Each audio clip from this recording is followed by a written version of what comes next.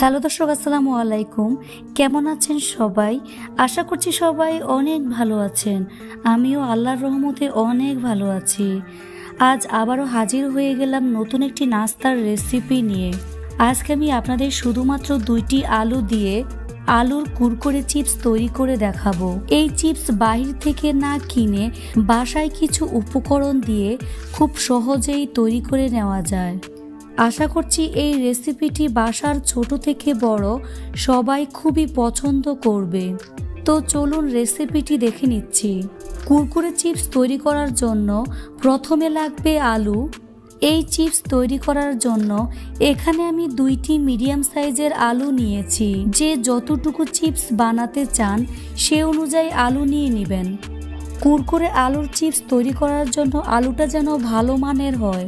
আলুটাকে খুব ভালো করে খোসা ছাড়িয়ে নিতে হবে, যাতে করে আলুর চামড়াটা আলুর সাথে লেগে না থাকে।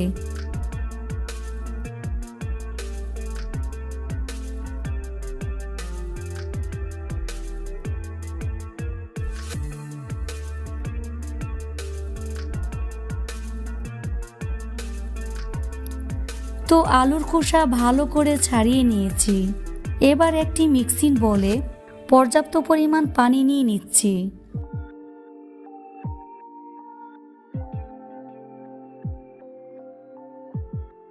এবার আমি এর মধ্যে 1 চা চামচ পরিমাণে লবণ দিয়ে দিলাম। চামচের সাহায্যে লবণ ভালো করে মিশিয়ে নিতে হবে। আলুর খোসা ছাড়িয়ে সঙ্গে সঙ্গে লবণ পানির মধ্যে ভিজিয়ে দিতে হবে। আলুগুলোকে লবণ মিশ্রিত পানির মধ্যে দিয়ে দিচ্ছি, এতে করে আলু আর কালো হয়ে যাবে না। লবণ পানির মধ্যে আলুটাকে প্রায় 20 মিনিটের মতো ভিজিয়ে রাখবো।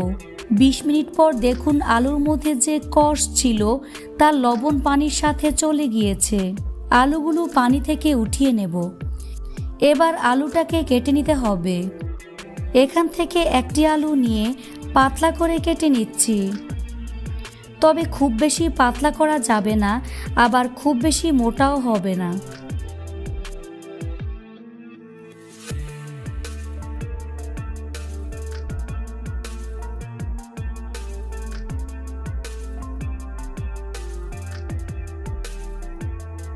দুইটি আলুই আমি এভাবে কেটে নিয়েছি। এবার আলুটাকে পাতলা লম্বা করে কেটে নেব।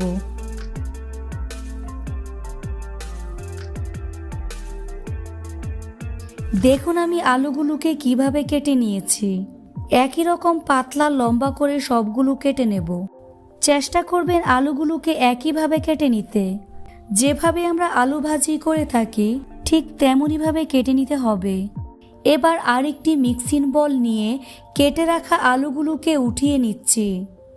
আলুগুলোর মধ্যে কুসুম গরম পানি দিয়ে 2 থেকে 3 মিনিটের মতো ভিজিয়ে রাখতে হবে।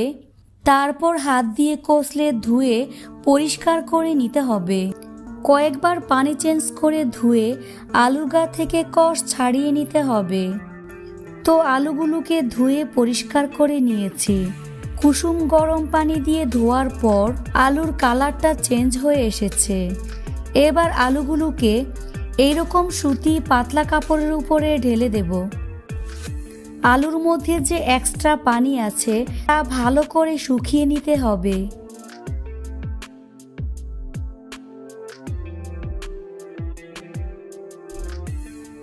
যতটা সম্ভব এক্সট্রা পানি মুছে নিতে হবে।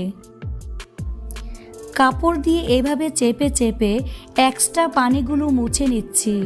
মোট কথা আলুর গায়ে যেন একদম পানি না থাকে। দেখুন আলু একদম শুকিয়ে নিয়েছি।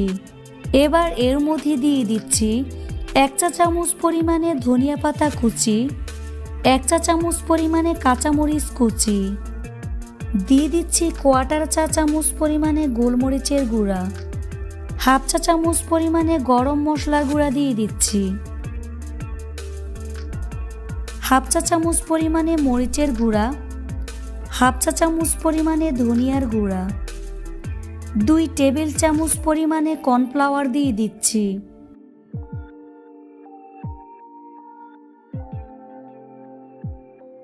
চাউলের গুঁড়া দিয়ে দিচ্ছি 1.5 টেবিল চামচ পরিমাণে। সবশেষে দিয়ে দিচ্ছি স্বাদমতো লবণ। সবগুলো উপকরণ দেওয়ার পর হাত দিয়ে এইভাবে মিশিয়ে নিতে হবে। আলুর সাথে যেন সব কিছু মিশে যায় সেইভাবে মাখিয়ে নিতে হবে। হাতের মধ্যে খুবই সামান্য পরিমাণ পানি নিয়ে মাখিয়ে নিচ্ছি। এর থেকে বেশি পানি দেওয়া যাবে না। মোট কথা এর মধ্যে এক্সট্রা পানি দেওয়া যাবে না। আলু যখন মেখে নেবেন তখন আলু থেকে এমনিতেই পানি বের হবে আর আঠালো হয়ে যাবে। মোট কথা আলুর গায়ে মশলা লাগিয়ে নিতে হবে। ভুলেও এর মধ্যে এক্সট্রা পানি দিবেন না। তো সব কিছু ভালো করে মিশিয়ে নিয়েছি। এবার আলুগুলোকে ফ্রাই করে নেব। সেজন্য চুলা একটি ফ্রাই প্যান বসিয়ে পরিমাণ মতো সয়াবিন তেল দিয়ে দিয়েছি। চিপসটাকে ডুবো তেলে ভাজতে হবে, তাই তেলের পরিমাণটা বাড়িয়ে নেবেন। তেলটা যখন মোটামুটি গরম হয়ে আসবে তখন এগুলোকে এভাবে ছাড়িয়ে ছাড়িয়ে দিয়ে দিচ্ছি। যেহেতু এটা একটু আঠালো হয়েছে তাই ছাড়িয়ে ছাড়িয়ে দিতে হবে, একসাথে বেশি করে দেওয়া যাবে না। এবার চুলার আঁচ মিডিয়ামে রেখে কিছুক্ষণ অপেক্ষা করতে হবে। দেখুন একটার সাথে আরেকটা লেগে আছে। আলুটা যখন মোটামুটি ভাজা হয়ে যাবে আলুগুলোকে ছাড়িয়ে আলাদা করে নিতে হবে। এভাবে উল্টে পাল্টে গোল্ডেন ব্রাউন কালার করে ভেজে নেব।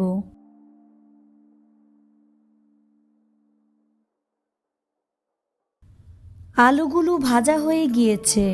এবার একটি ছাঁকনির সাহায্যে ভালো করে তেল ঝরিয়ে একটি প্লেটে উঠিয়ে নেব।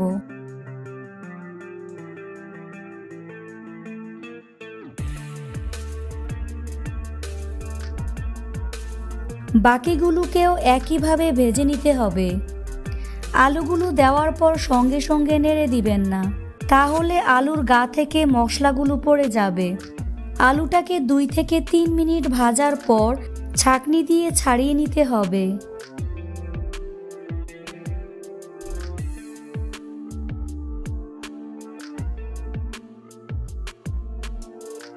আলুগুলোকে উল্টে পাল্টে ফ্রাই করে নিয়েছি। এই চিপসগুলোকে একটি এয়ারটাইট বক্সে রেখে 1 সপ্তাহের মতো রেখে খাওয়া যাবে। তো আশা করছি রেসিপিটি আপনাদের কাছে ভালো লেগেছে। ভালো লাগলে অবশ্যই একটি লাইক দিবেন। চ্যানেলটি সাবস্ক্রাইব করার অনুরোধ রইল।